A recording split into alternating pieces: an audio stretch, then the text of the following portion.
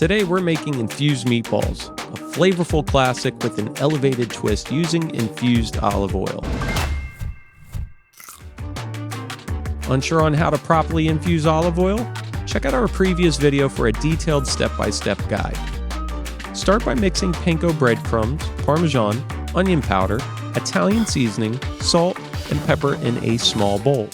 This helps the seasoning distribute evenly through the meatballs. In a large bowl, combine ground beef, Italian sausage, eggs, and whole milk. Mix gently. Overworking the meat can make the meatballs tough.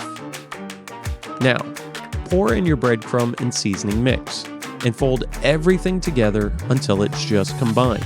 Scoop and roll your meat mixture into 1 to 1.5 inch balls because even sizes mean even cooking.